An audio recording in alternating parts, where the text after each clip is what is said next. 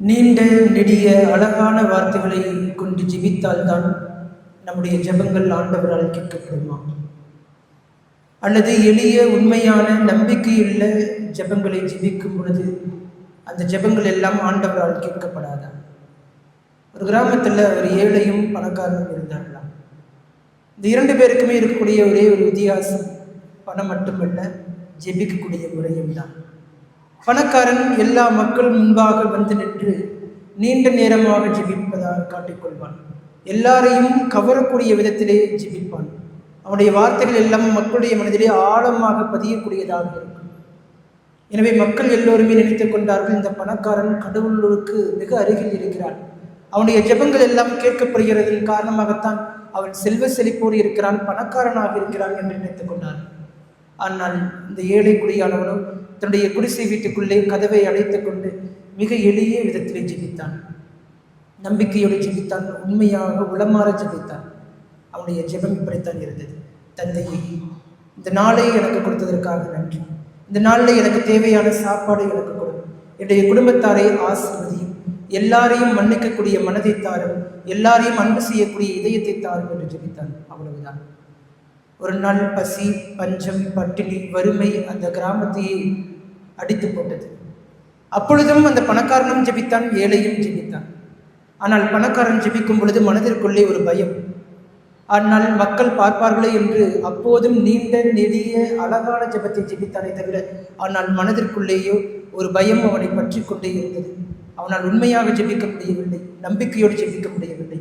ஆனால் அப்போதும் இந்த ஏழை குடியானவன் மிக எளிமையான ஜெபத்தை ஜெபித்தான்.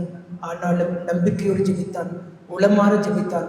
உண்மையான ஜெபமாக அவருடைய ஜெபம் இருந்தது.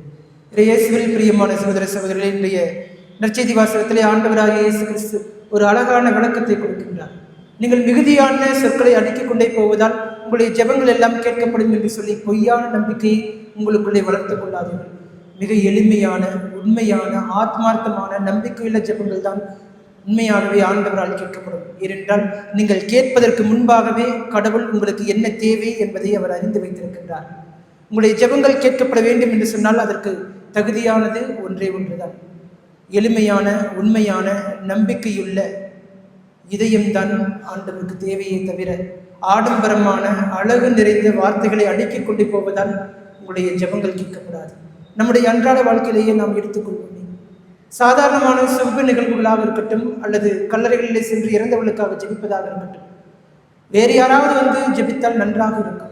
இதோ இவரை அழையுங்கள், இவர் நன்றாக ஜெபிப்பார். இதோ ஃபாதரை கூப்பிடுங்க, அவர் நன்றாக ஜெபிப்பார். ஏன் நமக்கு ஜெபிக்க தெரியாதா? ஏனென்றால் அந்த ஜெபங்கள் அழகானதாக இருக்க வேண்டும் என்று நினைக்கிறோம்.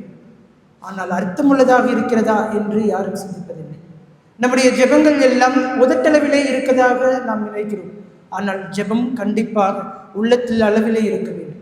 உள்ளத்திலிருந்து எழுந்து வருவதுதான் ஜெபமே தவிர உதட்டளவிலே ஜெபிப்பது ஜெபம் அல்ல.